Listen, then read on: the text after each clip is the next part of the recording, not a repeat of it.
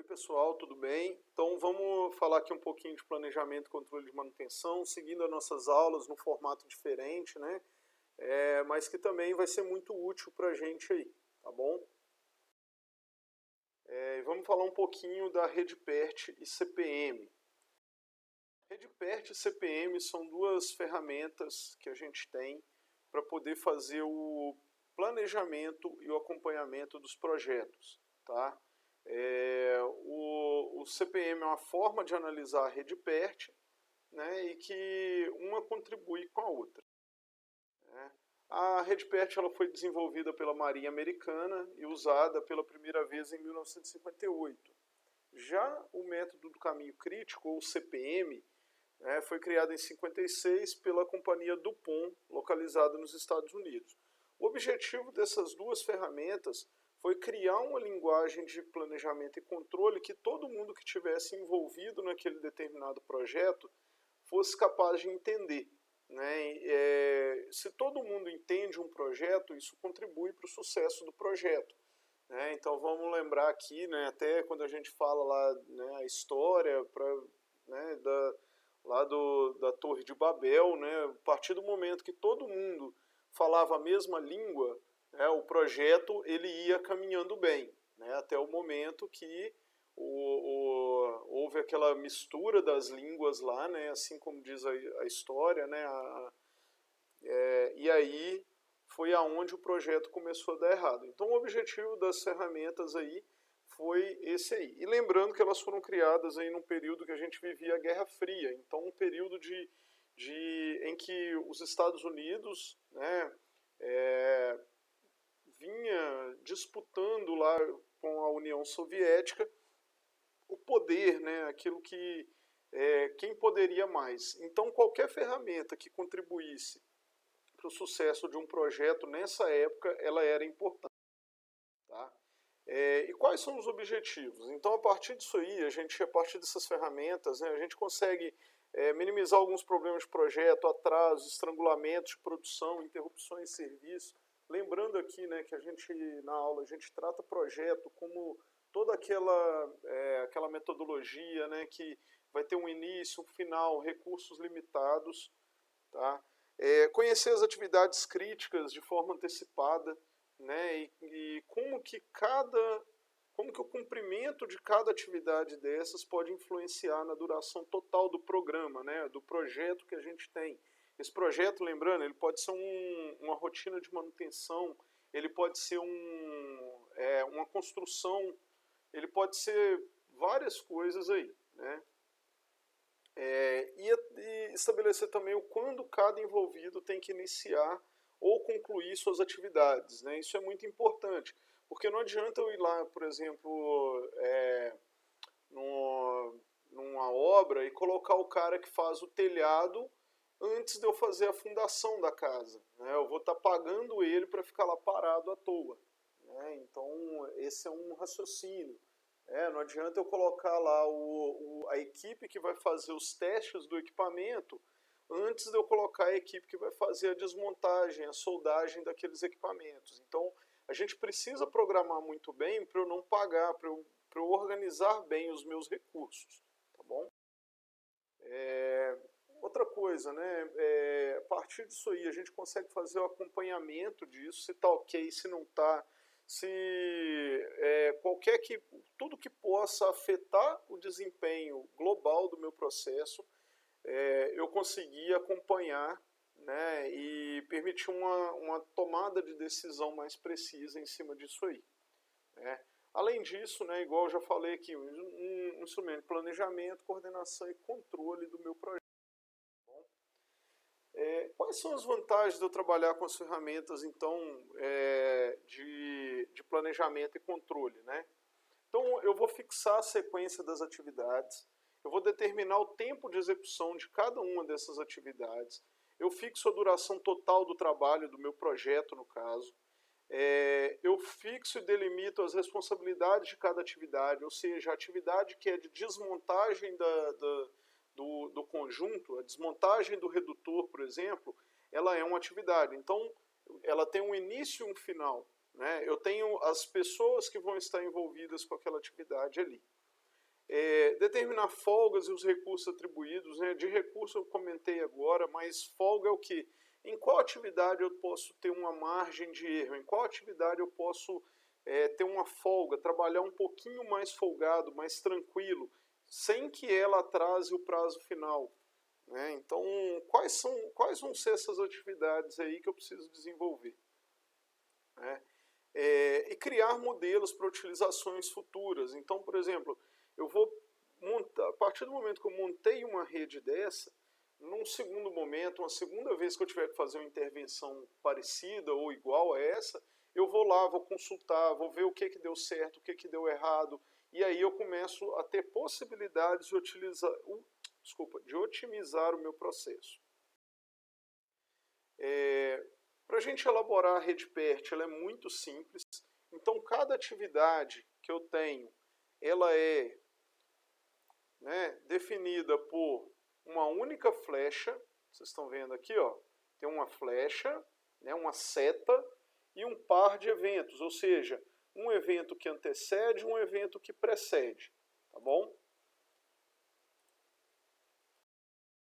Um diagrama de PERT, ele deve iniciar com um evento e terminar com um evento, e essa rede ela tem que ser fechada. Então, eu começo com uma atividade e finalizo com uma atividade, tá bom? Então, a gente vai olhar no exemplo que alguns casos pode até acontecer de eu ter duas atividades, mas o final do projeto, a finalização do projeto é uma atividade só. Tá? E como que eu vou preparar esse diagrama, né, essa rede PERT? Primeira coisa, eu vou listar todas as atividades que eu tenho que fazer. Então, essa é a hora de fazer o detalhamento mesmo, né, de eu vou fazer uma lista de tudo que eu tenho que fazer.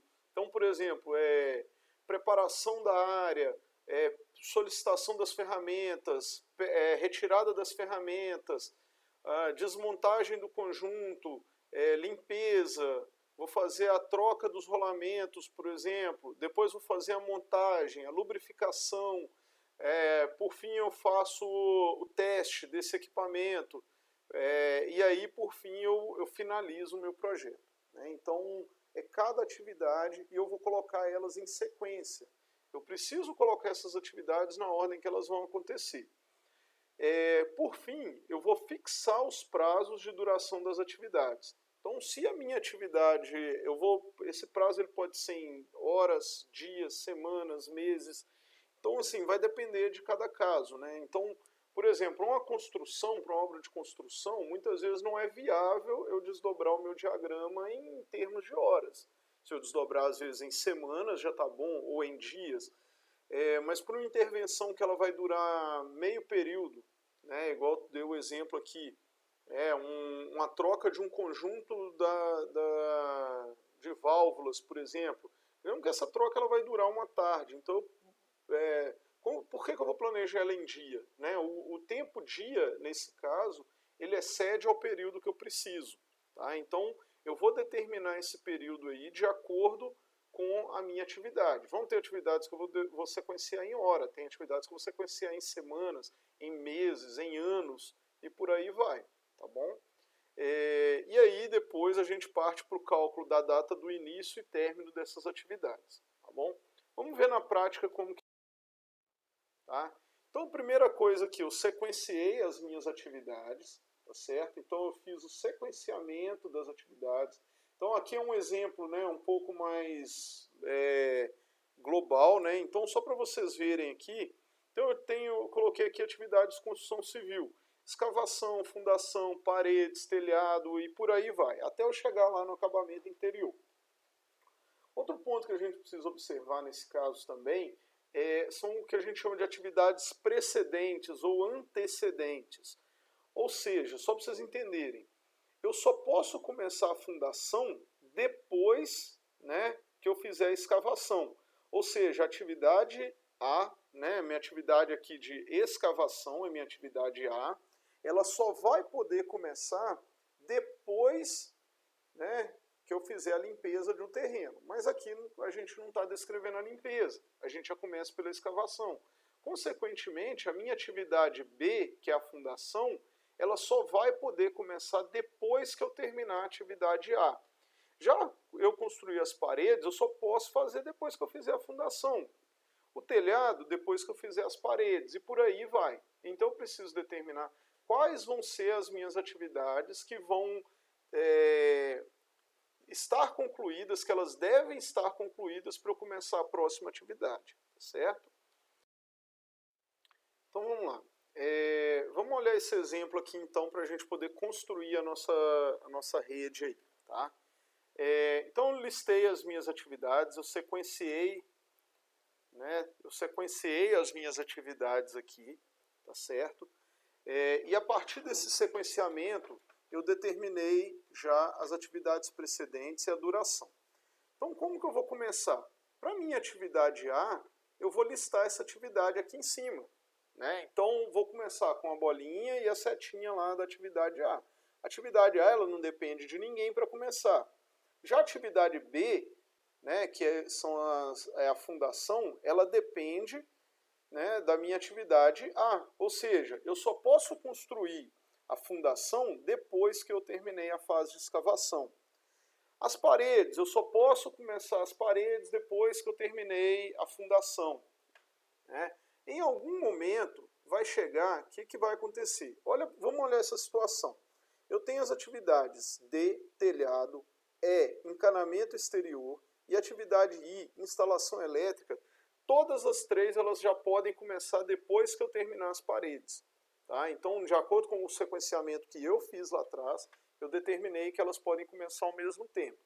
A partir desse momento, eu começo a colocar lá dentro do meu empreendimento, dentro da minha obra, para esse exemplo, uma equipe fazendo cada coisa. Então, elas vão começar ao mesmo tempo. Não quer dizer que elas vão terminar ao mesmo tempo, porque cada um tem a sua duração. Tá? E eu vou continuando meu sequenciamento. Tá? Então, elas começam ao mesmo tempo, e aí eu vou seguir a linha de cada uma. Então, por exemplo, a atividade G, ela só pode começar depois da atividade D.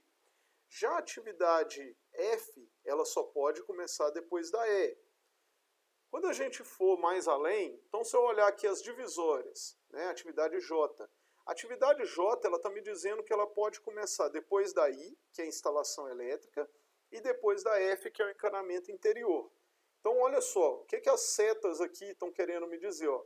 A J só começa depois que eu terminar a F e depois que eu terminar a I. Aqui também vai aparecer a atividade H. Né? A atividade H é a pintura exterior. Está me falando o seguinte, olha só posso começar a fazer a pintura exterior depois que eu terminar os muros e depois que eu terminar também a parte do encanamento exterior. Aí sim eu vou partir para a próxima atividade.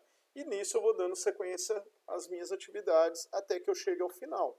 Lembrando que o final, quando a gente fala de gerenciamento de projeto, é aquela fase onde a gente vai listar todas as lições aprendidas, em que a gente vai listar tudo aquilo que... todo aquele material, fazer o diagrama final do projeto. Né? Então, eu vou padronizar aquilo que foi bom e aquilo que foi ruim eu vou tratar para a próxima vez. Eu vou listar para que na próxima vez eu faça de uma forma melhor. Logo depois, eu vou colocar ao lado de cada atividade o tempo, a duração estimada. Né? Então, para a atividade A foi 2 semanas, para a atividade E foi 4 semanas, para a atividade H 9 semanas e por aí vai. Tá? Isso aí vai facilitar para a gente fazer o quê? Calcular o caminho crítico. Mas antes disso, a gente tem duas perguntas. Então, as duas questões que a gente tem para responder é o seguinte.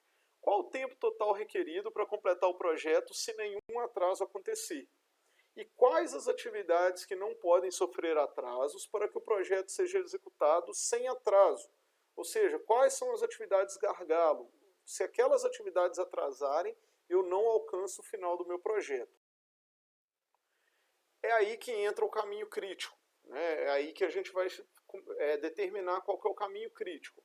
Então, para eu chegar do início ao final do meu projeto, eu posso ter o caminho A, B, C, D, G, H, M, fim. A, B, C, D, A, B, C, E, H, M, fim. A, B, C, F, J, K, N, fim. E por aí vai. Né? Então, eu tenho algumas possibilidades de caminho. Então eu vou colocar essa sequência, né, tá aqui, e eu vou somar o tempo desses caminhos. Tá? Então eu somo os tempos de cada atividade que está dentro desse caminho. O caminho que tiver o maior tempo é o que a gente vai chamar de caminho crítico. E é ele exatamente que vai dar a duração total do meu projeto. Então, o caminho crítico, isso tem que ficar bem claro, não é o que tem mais atividades, e sim o que tem maior duração. Tá bom? Então, é isso que a gente precisa determinar aí. Né? Então, é o que está reforçando aí. Né? Os outros caminhos, eles vão alcançar o caminho, o final do projeto com menos tempo. Ou seja, é onde eu não preciso desprender tanta energia igual nos demais. Então, como que a gente vai responder? Né? Então, isso responde aquelas duas perguntas que a gente tinha lá atrás. O tempo total requerido do projeto, 44 semanas, ou seja, é o tempo do caminho crítico. E quais são as atividades gargalo? São exatamente aquelas atividades que eu determinei que é o caminho crítico. Né? Então, a sequência que eu encontrei que é o caminho crítico, ele já dá a resposta de quais são as atividades gargalo. Essas atividades gargalo, reforçando, elas não podem atrasar. Se qualquer uma dessas atividades gargalo atrasarem, o meu tempo, nesse exemplo, ele deixa de ser de 44 semanas e ele passa a ser o tempo somado ao atraso que eu tive nessas atividades. Tá bom?